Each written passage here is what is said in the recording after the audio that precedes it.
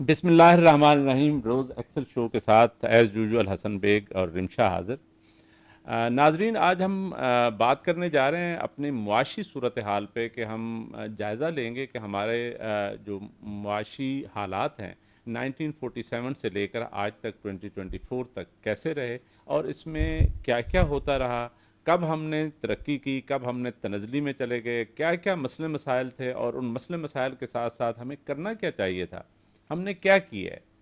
یہ تو ایک بات کنفرم ہے کہ جس طرح کے ہمارے حالات ہیں اس میں کوئی اچھی جو معاشی پلاننگ ہوتی ہے شاید وہ ہم پراپر طریقے سے نہیں کر سکے، یا وہ پالیسیز نہیں اپنا سکے جس کے تحت ہم ایک ترقی یافتہ قوم ہوتے ہیں. ابھی بھی ترقی پذیر ملکوں میں شامل ہیں، اور ترقی پذیر ملکوں میں بھی ہم ان ملکوں میں شامل ہیں جو آہستہ آہستہ پیچھے ڈریگ ہو رہے ہیں. یہ بڑی افسوسناک بات ہے. اسی پہ بات کرنے کے لیے آج ہم نے سوچا کہ آپ لوگوں کو بہت دفعہ ہم نے پروگرام کیے، لیکن آج پھر ایک دفعہ ایک سافٹ ریمائنڈر ہم اپنے ناظرین کو دیں گے کہ پاکستان میں ہو کیا رہا ہے، ہونا کیا چاہیے، اصولاً ہم ترقی کیسے کریں گے.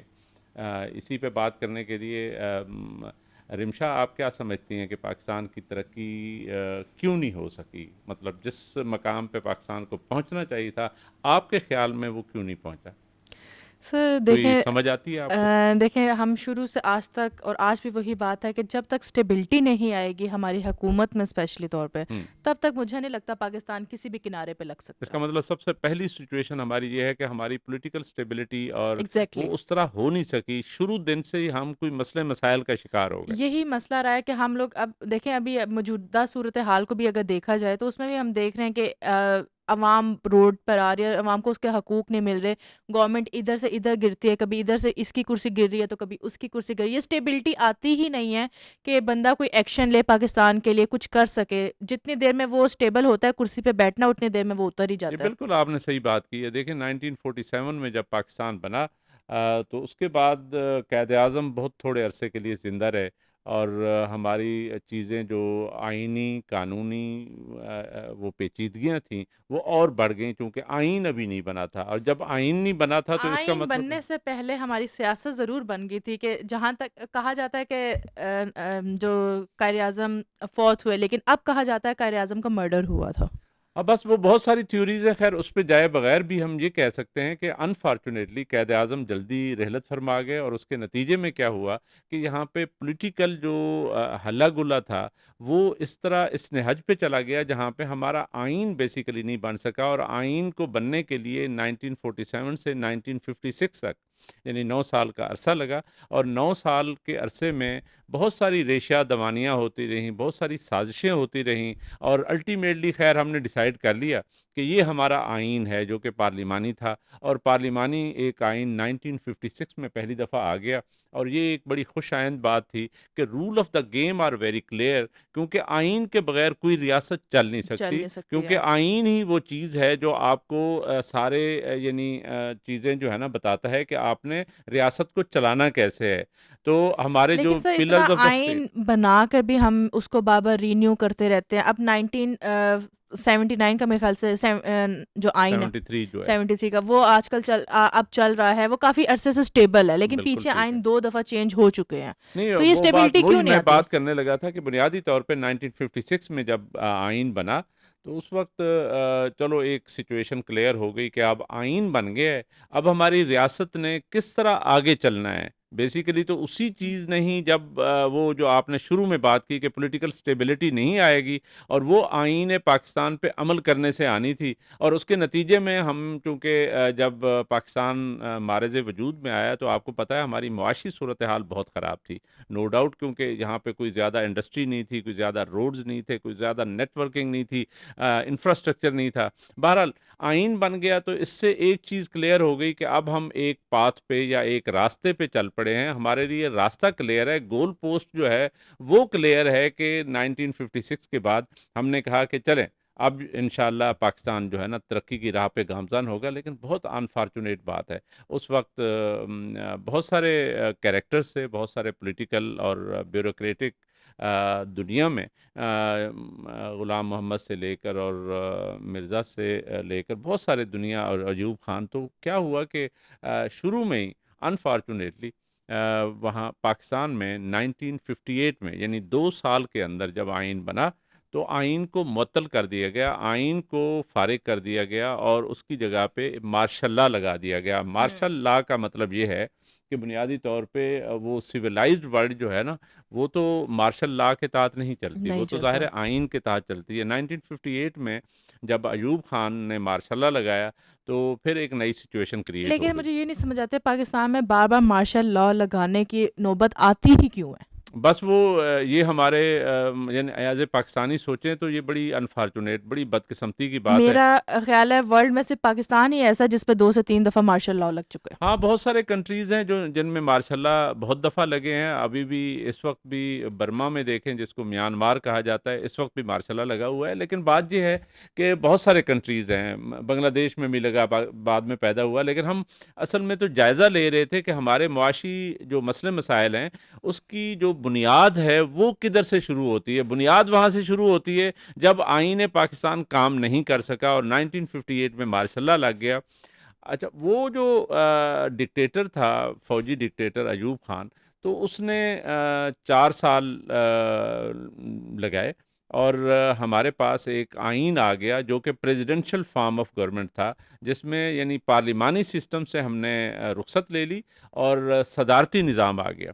صدارتی نظام میں کیا تھا کہ یہ جو بیسک ڈیموکریسیز کے یا یہ جو لوکل گورنمنٹ سسٹم ہوتا ہے وہ بنیادی طور پہ الیکٹ ہوتے تھے اور وہ الیکٹ ہو کے پھر سارے مل کے وہ بناتے تھے، پریزیڈنٹ آف پاکستان کے لیے ووٹ دیتے تھے، اور ایوب خان صاحب جو ہے وہ ہمارے پریزیڈنٹ آف پاکستان ہو گئے 1960s میں۔ اور اس کے بعد وہ چلتے چلتے ظاہر ہے بہت ساری یعنی ہمارا یہ جو مشرقی پاکستان جو اب بنگلہ دیش ہے، مشرقی پاکستان اور مغربی پاکستان کے درمیان بہت سارا ڈفرینسز پیدا ہو گئے۔ ڈفرینسز اس بات پہ پیدا ہو گئے کہ ان کو بالکل سوتیلی ماں کی طرح یعنی یا بچوں کی طرح اس کی جو بنگلہ دیش تھا یا مشرقی پاکستان تھا اس کو ٹریٹ کیا جا رہا تھا۔ ان کے بارے میں کہتے تھے کہ یہ تو چھوٹے چھوٹے قد کے پھینے سے ہیں اور ان کی شکلیں بھی اچھی نہیں ہیں۔ یہ بالکل حقیقت ہے، یہ تاریخ ہے کہ یہ فوج میں نہیں آ سکتے، اور فوج میں جا کے جو ہے نا ایک تگڑا جو بندہ ہوتا ہے وہی ڈیفینڈ کر سکتا ہے۔ اب دیکھیں بنگلہ دیش بن گیا تو ان کی اپنی فوج ہے، وہ اپنے آپ کو ڈیفینڈ بھی کرتی ہے، سب کچھ کرتی ہے۔ میرے خیال سے یہ ایک پاکستان سے سارے پیدا ہی جو ہے چل نا، رہے ہیں۔ ہاں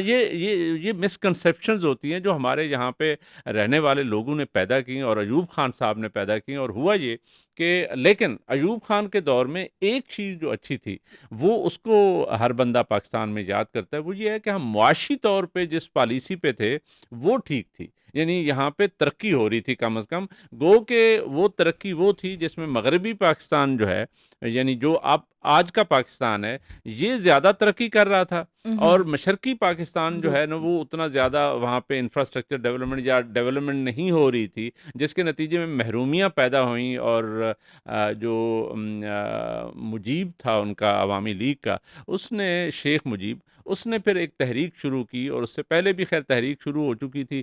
ہوا یہ کہ ہوتے ہوتے 1969 میں ایوب خان صاحب 58 سے 69 تک رہے۔ 69 میں ایک اور جنرل صاحب کو، جنرل یحییٰ کو انہوں نے باغ ڈور دے دی، بجائے اس کے کہ وہ کوئی الیکشن کرواتے، کوئی سویلین سیٹ اپ آتا، تو ہم انہوں نے بنیادی پریفر آرمی کو ہی کیا تھا۔ ایگزیکٹلی وہ ہم رمشا بنیادی طور پہ دیکھ ہی رہے ہیں کہ ہوا کیا ہے ہمارے ساتھ، کہاں کہاں مسئلے ہوئے ہیں۔ ایک یعنی معاشی صورتحال ٹھیک تھی 60s میں، معاشی صورتحال بری نہیں تھی، ہاں فرق بہت زیادہ تھا، امیر غریب کا فرق بہت زیادہ تھا، یہ ایک بہرحال ڈفرینسز تھے۔ اسی لیے مشرقی پاکستان کی محرومیوں کی وجہ سے مشرقی پاکستانی لوگ جو ہیں یا وہاں کی جو عوامی لیگ زیادہ پاپولر جماعت تھی شیخ مجیب کی، انہوں نے تحریک شروع کر دی۔ انہوں نے کہا کہ یہ ہمارے ساتھ بڑی زیادتی ہے، اور مغربی پاکستان جو ہے یا اسلام آباد جو ہے یہ جو ہے نا ترقی کر رہا ہے، اور دیکھیں سارے پیسے ادھر لگتے ہیں۔ ہمارے ایون پٹسن، آپ کو پتہ ہے وہاں پہ سب سے زیادہ پیدا ہوتی تھی کہ پٹسن کے شیخ مجیب کہتا تھا کہ اس سے یعنی جو چیز پیدا ہوتی ہے اس سے ہمارے خون سے جو ہے نا ان کی سڑکیں دیکھیں چمک رہی ہیں، تو اس طرح مطلب ایک جیسے نفرتیں پیدا ہوتی ہیں، ان نفرتیں پیدا ہوئیں۔ اور اصل بات یہ ہے کہ ایوب خان صاحب نے زیادتی کی جب وہ جا رہے تھے، جب ان کو عوامی تحریک کے نتیجے میں نکالا جا رہا تھا، تو الیکشن وہ ایک کروانا چاہے اور تھا. الیکشن کرانے کی بجائے وہ ایک اور جنرل صاحب کو دے گئے، جنرل یحییٰ کو. اور جنرل یحییٰ بڑا یعنی ہماری ہسٹری ہے، ہماری تاریخ ہے، بڑا اسٹرکٹ رہے تھے. بڑا ہی وہ یعنی ایسا بندہ تھا عیاش قسم کا، اس کو کوئی پرواہ نہیں تھی کہ ملک میں کیا ہو رہا ہے. وہ ہر وقت دھت رہتا تھا. اور آپ نے جنرل رانی کا نام سنا ہوگا، جو بنیادی طور پہ اسی کریکٹر کی وجہ سے ہوا کہ اس کو وہ نام تو اس کا رانی تھا، لیکن وہ چونکہ پریزیڈنٹس کے پاس مستقل جاتی آتی تھی، تو اس کے بعد اس کو جنرل رانی انہوں نے کہنا شروع کر دیا. یعنی یہ ہماری تاریخ ہے جس کی وجہ سے ہم آج بھی بھگت رہے ہیں اور آج بھی ہم ترقی نہیں کر سکے. تو خیر ہوتے ہوتے الیکشن ہو گیا 1970 میں. لیکن الیکشن اب دیکھیں نا، اب الیکشن کی یہ دھوڑ ہے کہ اب الیکشن ہر 3 سال بعد 4 سال بعد الیکشن ہو رہے ہوتے ہیں، گورنمنٹ چینج ہو رہی ہوتی ہے. وہ یحییٰ خان یا ایوب خان جتنے بھی تھے انہوں نے 10-11 سال نکال لیے. اب تو 2-3 جی سال نہیں نکال نہیں، پا رہے اب پولیٹیشینس. زیادہ چیزیں بڑھ گئی ہیں. وہی میں کہنے والا تھا کہ بنیادی طور پہ رمشا کیا ہوا کہ 70 کے الیکشن جو ہے نا، وہ سب سے بڑا ڈفرنس پیدا کر گئے، کیونکہ ذوالفقار علی بھٹو کی جماعت جو پاکستان پیپلز پارٹی تھی، جو کہ بیسیکلی ایوب کے یعنی فارن منسٹر بھی رہے تھے، انہوں نے اپنی ایک پارٹی 1968 میں بنائی. اور 70 کے الیکشن میں مغربی پاکستان، جس کو آج ہم یہ پاکستان، ہمارا پاکستان جو ہے، یہاں پہ بڑی اکثریت سے پیپلز پارٹی جیتی. اور لیکن یہاں کی جو آبادی تھی وہ بنگلہ دیش سے یا مشرقی پاکستان سے کم تھی. لہٰذا عوامی لیگ جو ہے اس نے سویپ کیا مشرقی پاکستان میں شیخ مجیب کی پارٹی نے. تو اصولاً جو رول آف دا گیم تھے یا آئین جو کہتا تھا، اس کے مطابق شیخ مجیب کو حکومت ملنی چاہیے تھی. لیکن اس وقت کے فوجی عامر نے، یحییٰ خان نے، یہ نہیں کیا. سر وہ دیکھیں اب جو ابھی ہوا، لیکن اس سے دیکھیں نا پاکستان کی معیشت کو کس قدر نقصان ہوا کہ وہ آج تک اٹھ نہیں پا رہی اس نقصان سے. ایگزیکٹلی اس کو اسی طرف ہم جا رہے تھے کہ ہوا کیا کہ ہم ایک اچھی بلی ترقی کر رہے تھے. اس دوران جو ہے نا مارشاء اللہ پہ مارشاء اللہ آ گیا، سیکنڈ مارشاء اللہ لگ گیا پاکستان میں. اور اس کے نتیجے میں ایک تحریک چل پڑی. جو پارٹی جیتی تھی، جیسے بنیادی طور پہ پتہ نہیں یہ مثال دینی چاہیے یا نہیں دینی چاہیے، جو آج کی سچویشن ہے میں آپ کو بتاؤں کہ یہ بھی بہت زیادہ اس کی سملیرٹیز ہیں. کیونکہ اس وقت جہاں پہ پاکستان تحریک انصاف جو ہے وہ بڑی اکثریت میں کم از کم 2 صوبوں میں جیتی ہے. اور اس کو فارم 47 کے ذریعے یعنی ایک چٹھی کے ذریعے جو ہے نا لکھ دیا گیا کہ یہ فلاں جیت گیا، فلاں جیت گیا. یہ بڑی زیادتی ہوئی ہے. میں سمجھتا ہوں کہ پاکستان کو اس طرح کی غلطیاں نہیں کرنی چاہیے. یہ 1971 والی چیزوں کو ریپیٹ نہیں کرنا چاہیے. یہ ہمارے پالیسی میکرز کو، ہمارے مقتدر حلقوں کو سوچنا چاہیے کہ ہم یہ کیا کر رہے ہیں. آج بھی وہ ایک پاپولر لیڈر جو ہے وہ جیل میں بیٹھا ہوا ہے. یہ بہرحال ایک سملیرٹی بھی ہے اس ایشو میں جو اس وقت 1971 میں ہو رہا تھا. آج شاید کہیں نہ کہیں افسوسناک بات ہے کہ آج بھی اسی طرح کی کوئی سچویشن چل رہی ہے. لیٹس ہوپ کہ چیزیں امپروو ہوں، لیٹس ہوپ کہ چیزیں آنے لیکن والے آپ دنوں میں بہتر ہوں. امید تو یہی کرتے ہیں، لیکن آپ کو کیا لگتا ہے جو ابھی موجودہ صورتحال ہے، اب جس اکثریت ہے پی ٹی آئی کی، اب وہ روڈز پہ نکل رہی ہیں. اب انسان اپنے حقوق کے لیے بولتا ہے تو اس لیے روڈ پر آتا ہے. لیکن اس کے ساتھ یہ دیکھیں ان حقوق کے پیچھے ان کے جتنے حق ہیں، ان کے جتنے فرائض ہیں، وہ جو مارے جا رہے ہیں. عوام شیلنگ ہو رہی ہے اور آپ یہ صحیح سارا کہہ کچھ رہی ہیں، ہو رہا آپ بالکل صحیح کہہ ہے. رہی ہیں. کاروبار کا نقصان ہو رہا ہے. جائزہ لیں گے جب 2024 پہ پہنچیں گے تو ہم جائزہ یہ لیتے آ رہے تھے 1947 سے. ابھی ہم پہنچے ہیں 71 پہ. 71 میں انفارچونیٹ واقعہ ہو گیا اور انڈیا نے انٹروین کر دیا. مشرقی پاکستان میں ہماری فوج نے آپریشنز کیے اور جس کے نتیجے میں مشرقی پاکستان ہم سے علیحدہ ہو گیا. ہمارا یعنی آدھا ملک جو ہے ہم سے جدا ہو گیا. سر اس لیکن اس وجہ سے آدھے ملک نے بھی اس آدھے ملک سے زیادہ ترقی تو کی ہے نا آخر. ایگزیکٹلی میں یہی کہنے والا تھا کہ وہ جو یعنی معاشی طور پہ جس علاقے کو یا جس ریجن کو مشرقی پاکستان کو ہم نے محروم کیا ہوا تھا، مغربی پاکستان میں چیزیں لگ رہی تھی ایوب خان کے دور میں، اب مشرقی پاکستان میں نہیں، پسند بھی ہم نہیں کرتے تھے. نتیجتاً کیا ہوا کہ ان محرومیوں نے، ان معاشی محرومیوں کی وجہ سے پاکستان 2 لخت ہو گیا. وہ بنگلہ دیش بن گیا اور ہم پاکستان رہے. چلیں پھر بھی ہم ایز اے قوم ہم جو ہے نا اتنا سمجھتے ابھی ہیں. جتنے ہیں نا ہم اسی سے پریشان ہیں کہ ہماری آبادی بہت زیادہ ہے. بنگلہ دیش بھی آج ساتھ ہوتا تو پھر تو کیا ہوئی ہوتا. نہیں ایسے ہی ہے سچویشن. ہم نے بنگلہ دیش کی تو آبادی اب کم ہونی شروع ہو گئی ہے. انہوں نے کوئی پلاننگ کر لی ہے، پاپولیشن پلاننگ، لیکن ہم نے نہیں کی. یہ بڑی افسوسناک بات ہے. بہرحال اب جو بچا ہوا پاکستان تھا، یعنی مغربی پاکستان جو اب پاکستان ہے، تو یہ پاکستان جو ہے پھر معاشی طور پہ اس کا ایک ایشو یہ کھڑا ہو گیا کہ ذوالفقار علی بھٹو نے، پیپلز پارٹی نے یہاں پہ حکومت بنائی، اور ان کی جو معاشی پالیسی تھی وہ بڑی یعنی آپ سمجھیں کہ ضرب کاری لگی ہے ہماری معاشیات پہ۔ اس کی وجہ یہ ہے کہ ان کی پالیسی تھی نیشنلائزیشن کی۔ نیشنلائزیشن وہ پالیسی ہے جس کے تحت ساری چیزیں، یعنی جو انڈسٹری ہے وہ نیشنلائز کر لی گئی اور وہ ریاست کی ہو گئی، کسی کی کوئی اونرشپ نہیں تھی۔ نتیجتاً یہ ہوا کہ ہمارے بڑے بڑے جو گروپس تھے وہ سارے ٹوٹ پھوٹ کا شکار ہو گئے، باہر چلے گئے، اور ہم معاشی طور پہ بہت ڈاؤن ہو گئے، جائے سر پرائیویٹزم ختم کر دی گئی تھی نا۔ پرائیویٹائزیشن ختم ہو گئی۔ تو اس کے بعد 1977 میں پھر ایک اور مارشل لا آ گیا، تیسرا مارشل لا آ گیا، جس کو ہم رو رہے ہیں کہ بنیادی طور پہ بار بار یہ ملٹری انٹرونشن جو ہے یہ چیزوں کو اس طرح پولیٹیکلی سٹیبل نہیں ہونے دیتی، کیونکہ وہ aspirations of the people of Pakistan کو نہیں ریپرزینٹ کر رہے ہوتے، وہ چونکہ ان کا ڈنڈے کے زور پہ ایک وہ ہوتا ہے، سر آرڈر ہم ہوتا ہے جس کیوں کو مانا نہیں، جاتا ہے۔ ایون جب مارشل لاء لگتا ہے تو فوج بھی کیوں نہیں دیکھتی کہ پاکستان 10 سال پیچھے چلا جاتا ہے ایک مارشل لاء سے؟ یہ تو سوچنا پھر چاہیے، یہ جی پاکستانی حکمرانوں کو بھی سوچنا چاہیے، پاکستانی عوام کو بھی سوچنا چاہیے، اور پاکستانی جنرلز کو بھی سوچنا چاہیے، لیکن پتہ نہیں انفارچونیٹلی کوئی سچویشن ایسی کریٹ ہو جاتی ہے، یا کریٹ کروا دی جاتی ہے، کر دی جاتی ہے، بہرحال جو بھی ہوتا ہے۔ تو جب جنرل ضیاء 1977 میں آئے تو انہوں نے پاپولر جو لیڈر تھا ذوالفقار علی بھٹو، اس وقت بھی پاپولر تھا، اس پہ بڑے الزامات تھے۔ خیر اس نے کیا کیا کہ اس کو الٹیمیٹلی کسی one way or the other, جس کو اب سپریم کورٹ نے آ کے انڈو کی ہے، وہ یہ ہے کہ ان کو پھانسی لگا دیا گیا۔ اور اس کے بعد ہم معاشی طور پہ ہماری سچویشن یہ تھی کہ پرائیویٹائزیشن انہوں نے بحال کر دی، یعنی جو پرائیویٹ طبقہ تھا جن کی نیشنلائز کی گئی تھیں صنعتیں، ان کو دوبارہ انہوں نے واپس کرنا شروع کیا۔ That was a better step, basically وہ ٹھیک اسٹیپ تھا کہ معاشی طور پہ اگر آپ نے بحال ہونا ہے تو آپ نے کیپٹلسٹ سسٹم کے تحت وہ جو پرائیویٹ طبقہ ہے جو بنیادی طور پہ بہت محنت کرتا ہے اور جو بہت زیادہ ڈائنامک ہوتا ہے، اس کو چانس دینا چاہیے۔ تو انہوں نے یہ چانس دیا، اور اسی چانس کے نتیجے میں ہم آگے چلتے رہے، اور پاکستان میں معاشی طور پہ اگر آپ دیکھیں جنرل ضیاء کے دور میں گو کہ ماشاء اللہ تھا، لیکن چونکہ افغان وار پہلی شروع ہو گئی تھی، وہاں سے ویسٹ سے، امریکہ سے اور یورپ سے، اور جو بھی یہ کیپٹلسٹ ورلڈ تھی وہ ہمیں سپورٹ کر رہی تھی، جس کے نتیجے میں ہمارے وارے نیارے ہو گئے اور ہم بڑے خوشحال تھے۔ خوشحال اس سر لیے نہیں یہ تھے تو کہ وہ ہماری حساب ہے نا کہ صنعتیں بڑھ رہی تھیں، خوشحال اس لیے تھے تکا کہ لگنے باہر سے والی پیسے بات ہے، ہاں۔ یہ تو تکا لگنے والی بات ہو گئی۔ لیکن سر دیکھیں کیا یہ لوگ سمجھتے ہیں کہ آپ کیا سمجھتے ہیں کہ جب بھی یہ 3 دفعہ مارشل لاء لگا ہے تو کیا پاکستان کو اس مارشل لاء کی ضرورت تھی؟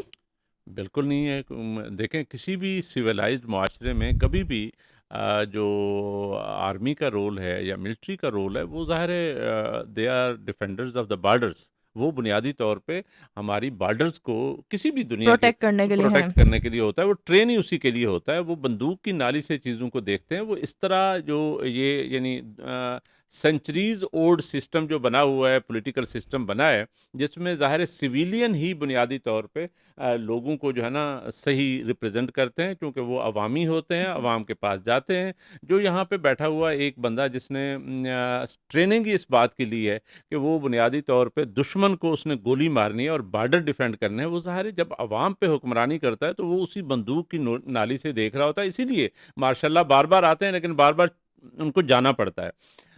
خیر یہ سفر ہمارا جاری رہا، اور اس کے بعد جنرل ضیاء بھی چلے گئے، اور نتیجہ یہ ہوا کہ ہماری پیپلز پارٹی اور پاکستان مسلم لیگ نواز، یہ انہوں نے اوپر نیچے جو ہے نا 90s میں آپ نے دیکھا ہوگا کہ بار بار ایک دوسرے کے خلاف سازشیں بھی کی، اور سازشوں کے نتیجے میں یہ آتے جاتے رہے، اور معاشی طور پہ پاکستان جو ہے پھر دوبارہ گو کہ اتنا سچویشن بہت زیادہ خراب نہیں تھی، لیکن کوئی اتنی اچھی بھی نہیں تھی۔ اسی دوران چوتھا مارشل لاء آ گیا 99 میں، اور 12 اکتوبر کو، اور اس کے 12 اکتوبر تو آج 9 اکتوبر ہے، 3 دن رہ گئے۔ تو یعنی 12 اکتوبر 99 کو جنرل مشرف نے یہاں پہ مارشل لاء لگا دیا، اور وہ 2008 تک جاری رہا۔ اس دوران دوسری افغان وار شروع ہو گئی، جس میں 9/11 اور ساری چیزیں آ گئیں۔ پھر ہمارے ویارے نیارے ہو گئے، کیونکہ جب بھی کوئی وار ہوتی ہے تب تو ہم تو بڑے خوشحال ہو جاتے ہیں۔ واقعی میں نے بھی سنا تھا بچپن میں کہ مشرف کا جو مارشل لاء لگانے کے باوجود مشرف کا دور کافی اچھا رہا تھا۔ تو اسی لیے ہمارے وارے نیارے ہو گئے، کیونکہ پیسے باہر سے آ رہے تھے، ڈالرز آ رہے تھے۔ پھر اگین یہاں پہ جو ہے نا ایک سلسلہ شروع ہوا ریشہ دمانیوں کا 2008 میں. وہ صاحب باہر چلے گئے, ان کو ریزائن کرنا پڑ گیا. پھر ایک سویلین سیٹ اپ آیا جو ابھی تک سویلین سیٹ اپ سو کار سویلین چل رہا سیٹ ہے, اپ چل رہا ہے. اور اس دوران جو چل نہیں ہماری رہا, رینگ رہا معاشی ہے. صورتحال ہے, ہاں چل رہا ہے یا نہیں چل رہا, بہرحال معاشی صورتحال جو ہے وہ کافی ڈاؤن ہو گئی ہے. ڈاؤن ہو گئی ہے. اور اس دوران جو ہے ہم نے ہمارا وہ روپیہ جو 45-46 کا ہوتا تھا تو وہ 278 کا یا 280 کا ہو گیا, لیکن ایک زمانے میں 335 پہ بھی چلا گیا تھا. لیکن بہرحال آپ یہ دیکھیں والی وہ اس سب کے سچویشن ساتھ تھی. آپ کیا سمجھ رہے ہیں کہ یہ جو ریشو ابھی 278 پہ جو چل رہی ہے, کیا یہ واپس 40-45 پہ آ سکتی ہے؟ یہ بلین ڈالر کویسچن ہے, ملین ڈالر کویسچن نہیں ہے. اس کی وجہ یہ ہے کہ ہاں آ سکتی ہے, لیکن اس کے لیے اٹ ول ٹیک ٹائم. یہ آ سکتی ہے اس وقت جب ہم معاشی طور پہ ایک ڈیولپڈ کنٹری کے طور پہ آ جائیں, یعنی ہماری صنعت جو ہے وہ اس قابل ہو جائے کہ ہم صنعتی ملک بن جائیں, ہماری ایکسپورٹس بہت زیادہ ہوں. یعنی اور مشن ہمارا امپاسبل ہے. یہ جو ہے نا, ہاں ایگزیکٹلی میں یہی کہہ رہا تھا کہ یہ مشن امپاسبل, آپ نے صحیح لفظ یوز کیا. تو بنیادی طور پہ میں سمجھتا ہوں کہ یہ اب ہم دیکھیں گے یہ کہ اس دوران یہ تو ہم نے جائزہ لیا کہ ہم پولیٹیکلی چونکہ سٹیبل نہیں تھے, جہاں سے آپ سے بات شروع ہوئی تھی کہ اس وجہ سے ہم معاشی طور پہ نہیں ہو سکے, کیونکہ بار بار ہم نے دیکھا کہ ہماری جو ہسٹری ہے, جو ہماری تاریخ ہے, اس میں بار بار پولیٹیکل انٹرونشن ہوتی رہی اور مارشل لاز لگتے رہے. کوئی پراپر پالیسی فریم ورک نہیں بن سکا. ہمارے مقابلے میں ساتھ ہی ہمارے انڈیا تھا, اور انڈیا نے وہاں پہ ماشاء اللہ نہیں لگا. انہوں نے پالیسی جو اکنامک پالیسیز تھیں ان میں ایک کنٹینیوٹی رکھی, جس کے نتیجے میں آج انڈیا کہاں آگے چلا گیا. اب ہمارا کوئی مقابلہ نہیں ہے. ایک زمانے میں آپ کو پتہ ہے کہ ہم انڈیا سے بہت آگے تھے معاشی طور پہ, آج ہم انڈیا سے بہت پیچھے چلے گئے ہیں. اس کی بیسک ریزن جو ہے وہ ہم نے آئیڈینٹیفائی کر لی, وہ یہ پولیٹیکل ریزنز ہیں, پولیٹیکل سٹیبلٹی سر نہیں ہوئی. ہمارے میں یہی تو مسئلہ, ہم چیزوں کو آئیڈینٹیفائی کر کے بھی ان کا سلوشن نہیں نکالتے. اب ہمیں پتہ ہے, اب وہی بات ہے نا, انڈیا ہمارے ساتھ ہی آزاد ہوا ہے, تو ان سے بھی اسٹیبلٹی آئی ہے, تو ہمارے اندر اتنی لالچ یا اصل میں کیوں آ انہوں گیا نے نفسا دیکھیں نفسی کا ایک عالم؟ آئین جب بنا لیا 54 میں, اس کے بعد انڈیا جو ہے نا اس آئین کے مطابق چل رہا ہے. میں آپ کو بتاؤں, وہاں پہ آئینی ترامیم تو بہت ساری ہوئی ہیں, لیکن آئین وہی چل رہا ہے. ہمارے ہاں آئین کا کیا ہوا, 56 میں بنا, 62 میں بنا, 73 میں بنا. 73 کے آئین کو بھی ہم نے بہت ساری یعنی اس تبدیلیاں کا کرتے رہتے حلیہ ہیں. جو ہے نا بگاڑا ہوا ہے. ابھی آج کل جو صورتحال چل رہی ہے, جس میں کہا جا رہا ہے کہ یہ سپریم کورٹ یہ والی نہیں رہے گی, چونکہ چیف جسٹس جو بننے جا رہے ہیں یہ تو پتہ نہیں پی ٹی آئی کو فیور نہ کر دیں. یہ نہیں, پرسن اسپیسیفک چیزیں جب آپ کریں گے, جب ان کی امینڈمنٹس ہوں گی تو پھر سچویشن بہت خراب ہوتی ہے. اور میرا خیال ہے کہ صورتحال خراب ہے. اب کہا جا رہا ہے کہ ایک آئینی کورٹ ہونی چاہیے, فیڈرل کانسٹیٹیوشنل کورٹ ہونی چاہیے. اب بھائی آپ نے اگر آئینی فیصلے کرنے ہیں تو اسی سپریم کورٹ میں ایک ونگ بنا دیا جائے, جو علیحدہ ونگ ہے وہ کانسٹیٹیوشنل فیصلے کرتا رہے. سپریم کورٹ کے فیصلے ہونے چاہیے, میں تو اس چیز کے خلاف ہوں, لیکن اس کا امپیکٹ کیا پڑ رہا ہے. اب لاسٹ جو الیکشن جو ہم نے شروع میں درمیان میں بات کی تھی, جو پی ٹی آئی کے ساتھ ہوا, جو پاکستان تحریک انصاف کے ساتھ ہوا, جو یعنی 8 جو صوبوں فروری سے جب جیتی ہے 2024 کو, وہ ساری دنیا جانتی ہے. آپ اور ہم پاکستانی دنیا سے زیادہ جانتے ہیں کہ کیا ہوا ہے. اس طریقے سے اگر آپ الیکشنز کروائیں گے, پھر ایک تو آپ کا یعنی نہ آئین پہ کوئی فیتھ رہے گا, اس پہ یقین ہوگا, نہ عدالتوں پہ آپ کوئی یقین کر سکتا ہے, نہ آئین ہے نہ قانون ہے, تو انارکی آ جاتی ہے. اور میرا خیال ہے اس وقت پرفیکٹ انارکی میں ہے پاکستان. پاکستانی ہم ایز اے قوم یہ سمجھیں یا نہ سمجھیں, لیکن سچی بات یہ ہے کہ جب یہ والی سچویشن ہوگی تو لا آف دا جنگل پریویلز, اور انارکی ہی انارکی ہوتی ہے. اسی لیے ہر دوسرے دن ہم دیکھتے ہیں کہ گنڈا بور صاحب جو ہے نا گنڈاسا لے کے ادھر پہنچے ہوتے ہیں, اور جو کہ راستے سے غائب ہو جاتے ہیں. اچھا, روز جو ہے نا خان صاحب ان کو بغیر کسی وجہ کے جیل میں بٹھایا ہوا ہے, اور روز ان پہ کوئی اینٹی ٹیررسٹ یعنی وہ والے مقدمے شروع ہو جاتے ہیں. درمیان میں کہا ہم ان پہ جو ہے نا غداری کے مقدمے شروع کر دیں گے, اور یعنی دہشت گردی کے مقدمے لیکن کیا قائم ہو رہے آپ ہیں. کو کیا ایک بندہ لگتا ہے جو یہ جیل میں آج بیٹھا کل ہے, گنڈا پور کے اوپر جو مقدمے چل رہے ہیں یا غداری کا جو ان پہ الزام لگایا جا رہا ہے, کیا وہ حقیقت ہے یا نہیں ہے؟ نہیں میرا نہیں خیال, کوئی حقیقت نہیں ہے. یہ لیکن سب پولیٹیکل کیسز ہیں, یہ لیکن پھر سب وہ پولیٹیکل جب وہ کیسز ایک ہیں. ویڈیو ایویڈنس کے ذریعے دکھایا جا رہا تھا کہ ان کو کہا جا رہا تھا کہ ان کو غائب کر لیا گیا ہے, اور وہ خیبر پختونخوا میں ہی نظر آئے تھے. نہیں وہ ٹھیک ہے، لیکن بات یہ ہے کہ اوور آل اگر ماحول دیکھیں تو اس وقت جو چل رہے ہیں، اب وہ ہمارے دوست ہیں شعیب شاہین صاحب، یقین کریں وہ اتنا شریف آدمی ہے، یہاں کا ایم این اے، عوامی ایم این اے وہی ہے، فارم 47 والا کوئی اور ہے۔ بہرحال مقصد یہ ہے کہ اس پہ مقدمے بنا دیے کہ یہ یوں کر رہا تھا، وہ کر رہا تھا، وہ قسمیں کھا کے کہتا ہے میں قرآن اٹھانے کو تیار ہوں کہ یار میں نے تو کوئی ایسا کام نہیں کیا۔ دیکھیں سر آپ کے جب بیسیکلی نا آج قانون کل نافذ کرنے پاکستان میں یہ چل گیا کہ اب جو بندہ ادھر قرآن اٹھا رہا ہے یا اس کی قسمیں کھا رہا ہے اس کو زیادہ جھوٹا قرار دیا جا وہی رہا ہے۔ قانون نافذ کرنے والے ادارے اگر ایسا کریں گے، ریاست ایسا کرے گی تو پھر کیسے، یعنی وہ میں جو بات کر رہا ہوں انارکی والی وہ والی ہے، اور انارکی میں کوئی معاشی صورتحال بہتر نہیں ہو سکتی۔ جو اصل ہمارا ٹاپک تھا کہ معاشی طور پہ ہم کیوں ترقی نہیں کر سکے، دیکھیں ہم لون پہ لون لیے جا رہے ہیں، اب ہم پہ اتنا یعنی آلموسٹ ہمارا 72% of over G D P کے برابر جو ہے ہمارا اس وقت لون ہے یا قرضہ ہے پاکستان پہ، جبکہ اکارڈنگ ٹو دی وہ جو فسکل رسپانسبلٹی مجھے ایکٹ ہے اس کے تحت maximum 60% of the G D P آپ لے سکتے ہیں، اس سے ہم اس سے زیادہ نہیں لے آگے سکتے، چلے گئے۔ لیکن مجھے یہ نہیں سمجھ آتی ہمارے پہ اتنے قرضے آخر چڑھ کیسے جاتے ہیں؟ جب اب الیکشن آتے ہیں یا الیکشن کو چھوڑے اب اس کا ایک بجٹ ہوتا ہے، کسی اور چیز میں آپ دیکھی جائے انویسٹمنٹ وغیرہ میں تو پاکستان اتنا پیسہ لگا رہا ہوتا ہے، تو پھر اتنے قرضے کیوں چڑھ رہے ہوتے ہیں اس کے اوپر؟ میرا خیال ہے کہ پاکستان جو ہے نا وہ بہت سارے جو قرضے ہیں وہ عللے تللے میں چلے جاتے ہیں، وہ پروجیکٹس کرتے نہیں ہیں، جس کی وجہ سے معاشی ترقی نہیں ہوتی۔ میں وہی بات کر رہا تھا، بنیادی طور پہ ہمارا جو پلاننگ کمیشن ہے، ہماری بیسیکلی تو گورنمنٹ ہے، گورنمنٹ میں جو پلاننگ کمیشن ہے وہ پلان آؤٹ کرتا ہے کہ کیسے ہم نے یعنی پالیسی فریم ورک وہ دیتا ہے۔ اب وہ پلان ایک تو خیر بار بار جو انٹرونشنز ہوتی ہیں اس کی وجہ سے خراب ہوتا ہے، اور دوسرا یہ ہے کہ وہ پلان اس وجہ سے خراب ہوتا ہے کہ وہاں پہ پراپر ایکسپرٹس نہیں بیٹھے ہوئے، وہاں پہ میرے جیسے جو ہے نا وہ سرکاری لوگ بیٹھے ہوئے ہیں۔ سرکاری سے مراد یہ ہے کہ میری ایک دفعہ سرکار میں نوکری ہو گئی ہے، اب بس میں عیاشی کروں گا، پورا مجھے کیا خاندان ضرورت ہے لگا کوئی رہے گا بات ادھر۔ سوچنے کی۔ لیکن سر آپ یہ دیکھیں آپ ہمارے پولیٹیکلز جب بھی کوئی پلان پاس کرتے ہیں اس کے اوپر کام کیا جاتا ہے، یا تو وہ بیچ میں رک جاتا ہے یا تو وہ اگر اختتام پہ پہنچتا ہے تو اس پہ چیک اینڈ بیلنس نہیں ہوتا، بار بالکل صحیح، بار اس کے اندر رینیو چیزیں کی جاتی ہیں۔ آخر ایسا کیوں ہوتا ہے؟ ہم ایک ہی دفعہ اچھی چیز کیوں نہیں کر دیتے؟ بالکل ایسے ہی ہے، ایک دفعہ کرنی چاہیے اور پلاننگ کرنی چاہیے، لیکن پلاننگ کے ساتھ ساتھ ہمارے ساتھ ایک اور اس پہ چیز بھی چیک بڑی، اینڈ بیلنس بھی تو رکھنا چاہیے کہ چیکس اینڈ وہ بیلنس صحیح ظاہر ہے، ہو رہا ہے یا نہیں مانیٹرنگ ہو ہونی رہا۔ چاہیے، بالکل ہونی چاہیے، آپ صحیح نشاندہی کر رہی ہیں، لیکن حقیقت بات یہ ہے کہ اس پلاننگ کا فقدان کے ساتھ ساتھ ایک اور ایشو جو ہمارے ساتھ وہ لاحق ہو گیا ہے وہ دہشت گردی کا ہے۔ ہم نے چونکہ 2 افغان وارز لڑی ہیں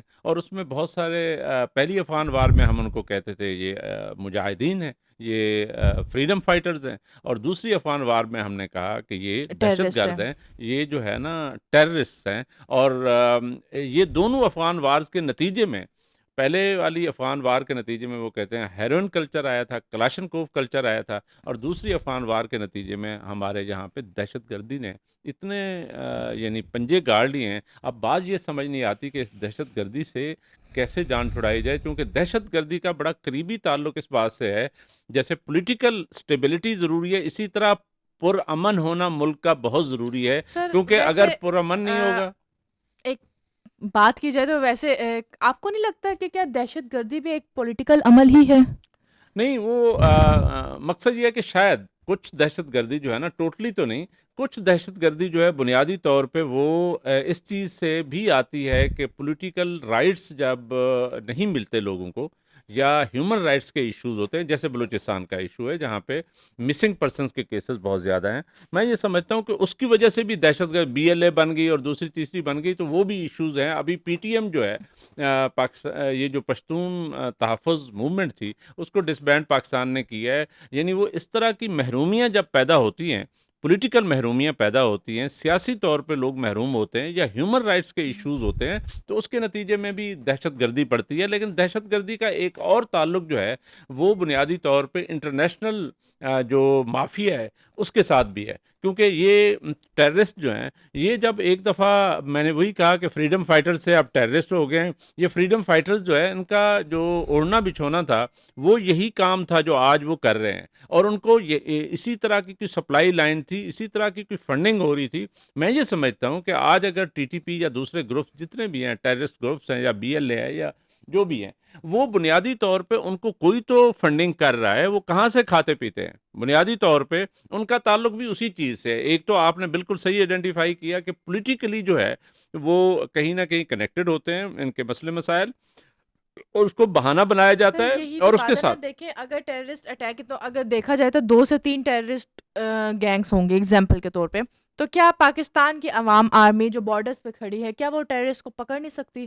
کیا ان کا میرا خاتمہ خیال ہے نہیں کر وہی سکتی؟ وہی ہم کہہ رہے ہیں کہ بنیادی طور پہ دیکھیں، اب آپ وہ جس کو بھی اس پہ ہاتھ الزام ڈالیں آ رہا وہ ہے، چھٹ جاتا ہے۔ اس پہ الزام آ رہا ہے، الزام یہ آ رہا ہے کہ وہ ہماری جو یعنی کیا کہیں ایلیٹ یا پرائم ایجنسیز ہیں جن کا کام اصولاً دشمنوں کی اس چیز کو آئیڈینٹیفائی کرنا تھا، وہ بہت دفعہ ہم نے دیکھا کہ کیونکہ ان کی انٹرفیرنس اسٹیبلشمنٹ کی پولیٹیکل کھاتے میں ہوتی ہے تو وہ ادھر زیادہ مصروف ہوتے ہیں۔ میرا خیال ہے ان کا ٹوٹل کام ادھر ہونا ایگزیکٹلی، چاہیے۔ بیسیکلی میرا بھی یہی خیال ہے کہ اگر یہ سیپریشن ہو جائے نا کہ پالیٹکس صرف پالیٹکس ہی ہو اور بارڈر سے بارڈر ہی ہو، تب اسٹیبلٹی آ سکتی یہی ہے۔ میں کہہ رہا تھا کہ بنیادی طور پہ کرنا یہ چاہیے کہ اب ہم اس طرف آ رہے ہیں کہ یعنی انالیسز وائز کہ دیکھیں یہاں پہ جو ایشوز ہیں وہ نمبر 1 پولیٹیکل ہیں، نمبر 2 جو ہے دہشت گردی کی وجہ سے ہیں، اور دہشت گردی کا تعلق ایک انٹرنیشنل ہے اور ایک نیشنل ہے، نیشنل ہے۔ اور ان چیزوں سے جان چھڑائے بغیر آپ ترقی نہیں کر سکتے۔ پھر اچھا، اگر ہم یہ 2 چیزیں اسٹیبلش کر لیں،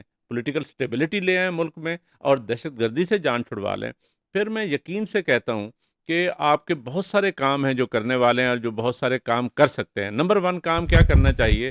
اصولاً پاکستان کو کسی بھی ملک کے لیے بہت ضروری ہے کہ اس کا ایک انفراسٹرکچر ڈیولپمنٹ ہوتی ہے، یعنی یہ جو فارم ٹو مارکیٹ روڈز ہیں، یہ جو روڈ نیٹ ورک ہے، یہ جو انفراسٹرکچر بنا ہوتا ہے جس پہ ہم سفر کرتے ہیں، جہاں پہ وہ سارا کام ہو رہا ہوتا ہے۔ ابھی دیکھیں belt and road initiative China نے شروع کیا، دنیا میں 9 ان کے انیشیٹو ہیں بیلٹ اینڈ روڈ کے، بی آر آئیز کے، اور وہ ورلڈ اوور جو ہے نا وہ انفراسٹرکچر ڈیولپمنٹ کر رہے ہیں، اور اس کے نتیجے میں آپ کو پتا ہے کہ ویسٹ بھی کھڑا ہو گیا کہ جی ہم نے بھی کرنا ہے اور ہم نے بھی یہ سارے انفراسٹرکچر ڈیولپمنٹ کرنی ہے، صرف چائنا کی یعنی اس میں ریس میں یا اس کی ضد میں۔ خیر جیسے بھی ہوتا ہے، لیکن ہمارا کہنے کا مقصد یہ کہ نیشنل لیول پہ بھی سب سے پہلا کام جو ہے وہ انفراسٹرکچر ڈیولپمنٹ تھا، پولیٹیکل سٹیبلٹی، دہشت گردی پہ قابو پانا، امن قائم کرنا، تیسرا یہ ہے کہ پالیسی فریم ورک اور پلاننگ کر کے اس کے بعد ہم نے آنا تھا بنیادی طور پہ انفراسٹرکچر ڈیولپمنٹ، اور ہم نے انڈسٹریلائزیشن کرنی تھی۔ سر اگر ہم یہاں اس سیٹ پہ بیٹھ کے یہ سب کچھ سوچ رہے ہیں کہ پاکستان کو اس طرح سے چلا سکتا ہے، تو obviously جو پالیٹکس میں ہیں جن کو پتہ ہے کہ پاکستان نے ان کے کیسے پاس چلنا ہے، ٹائم نہیں ہے، نہیں ان کو بھی سولوشن پتہ ہے، سب کو یہ پتہ ہے کہ ہم نے یہ چیز پتہ کرنی سب ہے، کو ہے لیکن وہ لیکن کرتے کرتا کوئی نہیں نہیں ہے ہے۔ نا، تو اس لیے مین پرپز ہمارا یہی ہے کہ ان سے یہ چیز کروانی ہے، تو وہ ہم یہ آخر، پھر میرا نہیں خیال ہے کہ ہم روڈز پہ نکل کے یہ نہیں، ساری چیزیں پوری آپ کروا سکتے یقین ہیں۔ کریں رمشا، آپ جائیں نا کوئی ٹائم لیں کسی منسٹر صاحب سے، وہ ٹائم کدھر دیتا ہے؟ اس کے پاس سر ٹائم ہی نہیں ہے، غریب کے پاس اس وہ کے اور پاس کاموں میں مصروف۔ اس نے تو کانسٹیٹیوشنل امینڈمنٹس کرنی ہے بھائی، ایک کانسٹیٹیوشنل کوڈ بنانی ہے، اس کے مسئلے مسائل بہت بڑے ہوئے ہیں۔ سر اچھا ہمارے ملک میں وہ کہا جاتا ہے نا ٹھنڈے دودھ کو پھوکے مارنے والا حساب ہے، ہمارے ہاں وہی ہوتا ہے، جو مین ہمارا ٹارگیٹ ہو اس کو ہم چھوڑ کے الگ الگ ڈفرینٹ چیزوں کے پیچھے ایسے ہی بھاگ رہے ہوتا ہیں۔ ہے۔ بہرحال ہم کہہ یہ رہے تھے کہ پاکستان کو کرنا کیا چاہیے جب ہم نے آئیڈینٹیفیکیشن کر لی کہ مسئلے مسائل کیا ہیں پاکستان کے، یہ مسئلے مسائل اگر اس طرح سیٹل ہوں تو پاکستان کو سب سے پہلا کام انڈسٹریلائزیشن کرنا تھا اور انڈسٹریل کلسٹرز بنانے تھے، وہ ہم اس میں بری طریقے سے ناکام ہو چکے ہیں، کیونکہ یہاں پہ سی پیک آیا، سی پیک کے نتیجے میں ہمیں بڑی امید تھی کہ جہاں پہ 27 اسپیشل اکنامک زون بننے تھے جس میں سے 9 جو ہے پرائرٹی زونز تھے، پرائرٹی زونز میں سے بھی ہم 3 یا 4 جو ہے نا بنانا چاہ رہے تھے، وہ بھی اب مجھے تو جاتے نظر آتے ہیں، کیونکہ وہاں پہ بھی جو کنسیشنل ہم نے فیسیلیٹیشن دینی تھی وہ ابھی آنر نہیں ہو رہی، کیونکہ آئی ایم ایف کی کنڈیشنز آ گئی ہیں، ہم قرضے لے لے کر جو ہے نا مقروض ہو چکے ہیں، اور ہمارا جو قرض دینے والا ہے اس کا تعلق کہیں نہ کہیں انٹرنیشنل لیول پہ امریکہ اور چائنا کا آپس میں لگا رہتا ہے، اور وہ پاکستان جیسے ملک بھی اس پہ افیکٹ ہوتے ہیں۔ بہرحال ہمارا فرض یہ ہے، ہمارا کام یہ ہے کہ ہم آئیڈینٹیفائی کرتے جائیں پاکستان کو کرنا کیا چاہیے۔ نمبر 2، پاکستان کو فارن ڈائریکٹ انویسٹمنٹ لانی چاہیے، کیونکہ انویسٹمنٹ جو ہے نا وہ بہت ضروری ہے. اگر انویسٹمنٹ نہیں آئے گی تو پھر کیسے سر پاکستان ترقی کیسے کرے آئے گا؟ گی انویسٹمنٹ جب ایک ملک کے حالات اتنے خراب ہوں گے؟ ایگزیکٹلی. ڈپینڈ ہی نہیں کرے گا بائی والے کیا کہیں گے کہ ان کا پروفٹ ان کا انٹرسٹ ریشو کیا آئے گا پاکستان سے جو وہ انویسٹمنٹ کریں پاکستان میں. ایگزیکٹلی یہی بات ہے. تو بنیادی طور پہ وہ میں نہیں، میرا ایک سوال اور بھی میں نے پتہ نہیں پہلے بھی کسی اپنے وی لاگ میں ضرور کہا ہے، لیکن میں شاید کسی پروگرام میں اس طرح نہیں کہا. میں آج بھی اس پروگرام کی وساطت سے جو ہے نا میں ناظرین کو بتاتا چلوں کہ میرا خیال ہے کہ اگر آپ نے فارن ڈائریکٹ انویسٹمنٹ لے کے آنی ہے یا سرمایہ کاری کروانی ہے تو سب سے پہلے ہمارے پرائم منسٹر صاحب اور ہمارے صدر صاحب یہ اپنا $1 بلین باہر سے لے آئیں، ادھر انویسٹ کریں، تاکہ لوگوں کو پتہ چلے یار یہاں کے جو وزیر سر اعظم بنے ہوئے ہیں، جو صدر بنے ہوئے ہیں، آپ چاہ وہ رہے انویسٹ کر ہیں رہے آپ ہیں. چاہ رہے ہیں کہ ہمارے پولیٹیشینس اگین لنڈن کے ہاسپٹل میں ایڈمٹ ہو جائیں. بہرحال مقصد یہ ہے کہ اگر سرمایہ کاری ہوگی، انڈسٹریلائزیشن ہوتی ہے تو پھر آپ کی ایکسپورٹس بڑھتی ہیں. جو وہ آپ بات کر رہی تھی نا کیا 45 پہ ڈالر نہیں آ سکتا؟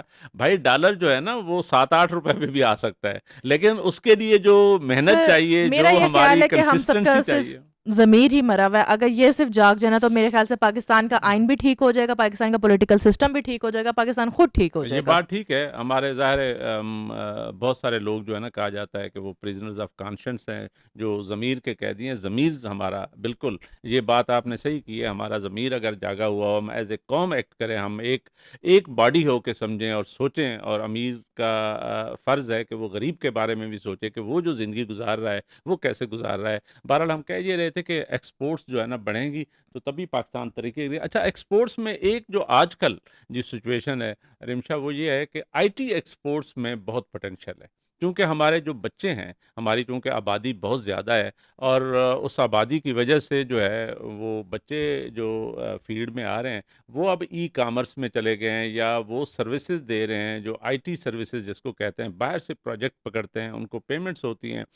بہرحال اس کی وجہ سے ریمیٹنسز بہت آتے ہیں اور ہمارے ڈالرز بہت آتے ہیں. اور بہت دفعہ تو ان غریبوں کو یہ مسئلے مسائل بھی ہیں، فائر وال جیسے، جس میں وہ انٹرنیٹ جو ہے نا بہت سلو ہوتا ہے اور وہ سروسز نہیں دے پاتے. اور ابھی آپ کو پتہ ہے کہ پچھلے میرے خیال ہے 2 مہینے سے یہی چیز چل رہی ہے. اور ہمارے جو بچے ہیں، جو ہمارے یعنی جس میں پوٹینشیل تھا آئی ٹی ایکسپورٹس میں، وہ ہماری سب سے زیادہ اس وقت متاثر ہوئی ہے. یہ سر گورنمنٹ آف ہمارا تو پاکستان جس کو اس کا چیز میں احساس کرنا تھوڑا چاہیے. سا نظر آتا ہے کہ رجحان بڑھ رہا ہے وہاں پہ خرابی آ جاتی ہے.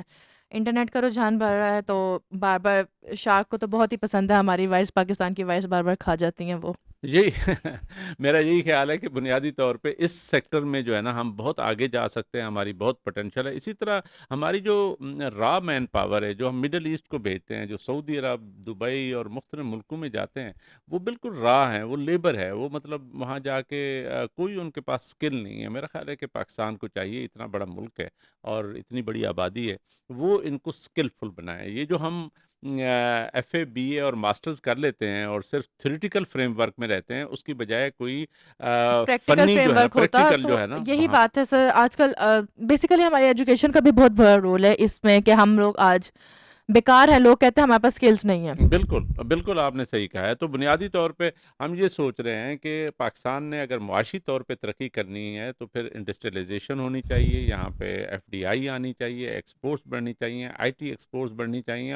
اور آئی ٹی ایکسپورٹس کے ساتھ ساتھ ہمیں اپنی مین پاور جو ہے وہ اسکلفل سر بنانی ہے، وہ سو دیٹ کہ کہتے ہیں وہ نا کہ آوے کا آوا ہی بگڑا ہوا ہے. یہ وہ بالکل پاکستان کا بالکل وہ حساب ہے. بالکل آوے کا آوا بگڑا ہوا ہے. تو پھر ہم دوسری سائڈ پہ اب دیکھ لیتے ہیں کہ یہ تو ہم معاشی سطح پہ دیکھ رہے ہیں، اور ان ساری چیزوں کو کرنے کے لیے ایک کام جو بہت ضروری ہے، جو ہم پہلے بھی ڈسکس کر رہے ہیں، وہ یہ ہے کہ پولیٹیکل ریکنسیلیشن کی جائے. یہ جو ہم روز کے یہاں پہ ہنگامے ہیں ان کو ختم ہونا چاہیے. اور اس کے لیے ضروری ہے کہ ساری پولیٹیکل لیڈرشپ بیٹھے.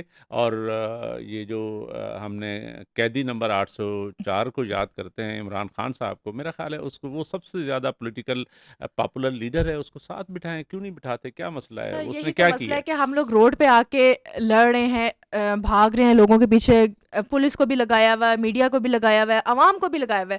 یہی چیزیں ہم اسمبلی میں بیٹھ کے کیوں نہیں حل کرتے اپنی؟ بالکل میرا خیال اسمبلی ہے میں کہ لوگ بدتمیزیاں کر رہے ہیں، ایک پتہ ہی نہیں چلتا وہ لیڈرز ہیں، پڑھے لکھے لوگ ہیں، جاہلوں کی طرح بہیو کر رہے ہیں. جی اس لیے میرا خیال ہے کہ یہ پاکستان کو پولیٹیکل ریکنسیلیشن کی ضرورت ہے اور کانسٹیٹیوشنلزم کی ضرورت ہے، یعنی ہم اپنی کورٹس کا احترام کریں، ہم آئین کا احترام کریں، اور اس کے ساتھ ساتھ ہمیں انڈیپینڈنٹ جوڈیشری چاہیے جو اس کو انشور کرے گی، الیکشن آن ٹائم ہونا چاہیے، اور تھنک ٹینک جو ہے نا وہ ضرور اس پہ کام کرنا چاہیے، یہ وہ لانگ ٹرم پلانس کرنے چاہیے۔ میرا خیال ہے کہ ایک اور چیز ہم تھوڑی سی 1 منٹ رہ گیا تو وہ ضرور ڈسکس کریں گے کہ ان ساری چیزوں کو کرنے کے لیے جیو پولیٹیکل اور جیو اکنامک جو ریالٹیز ہوتی ہیں ان کا احساس کرنا بہت ضروری ہے۔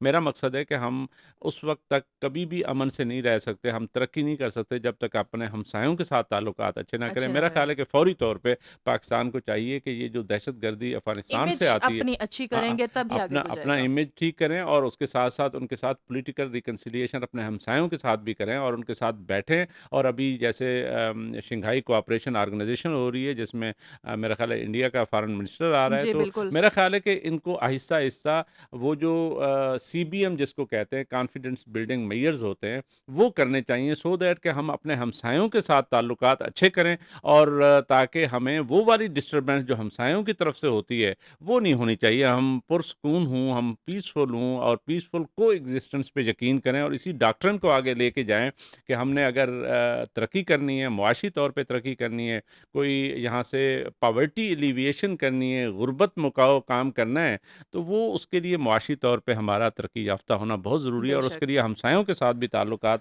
امید کرتے ہیں ٹھیک کہ ہونے ہم بہت ضروری اس ہیں۔ پہ عمل بھی کر سکیں، چلیں لیٹس ہوپ رمشا، ہمارا فرض یہ تھا کہ ہم جب پروگرام آگاہی کرتے دیں۔ ہیں تو ہم جو آنیسٹلی ہمارا ایک اوپینین بنتا ہے جو ہمیں اچھی بات لگتی ہے، ہمیں لگتا ہے کہ اس طریقے سے پاکستان ترقی کر سکتا ہے، اس کا ضرور کہتے چلیں۔ باقی تو کام جو ہے نا ہمارے پالیسی میکرز نے کرنا ہے، گورنمنٹ نے کرنا باقی ہے، انشاءاللہ رمشا اگلے اور حسن شو بیگ میں جو ہے نا ہم وہ سر اس آپ سے طرح ضرور پوچھیں گے کیونکہ آپ بھی پالیٹکس میں حصہ لینے لگے تو آپ کیا کریں گے؟ نہیں نہیں، میں انشاءاللہ یہی کام کروں گا جس پہ میں آج جو لیکچر دے رہا ہوں، آج جو ہم بات کر رہے ہیں، جو آج ڈیبیٹ کر رہے ہیں، اسی پہ ڈائلاگ کر رہے ہیں، اسی پہ عمل کرنے کی میں سر صرف ضرور بات ڈائلاگ کروں نہیں گا۔ کرنا، ہم آپ کو ورچوئل ریپرزنٹیشن دیکھیں گے کہ آپ ہمارے لیے کیا کریں نہیں گے۔ نہیں، میں بالکل کروں گا جی۔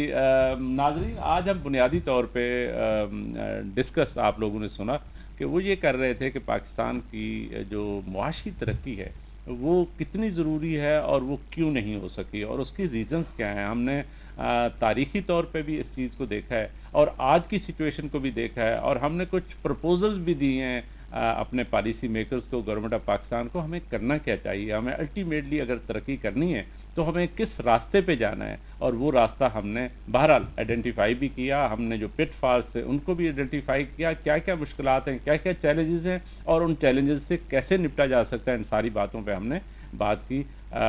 آپ کی آراء کا انتظار رہے گا۔ رمشا کو اور حسن بیگ کو اجازت، اللہ اللہ حافظ۔ حافظ۔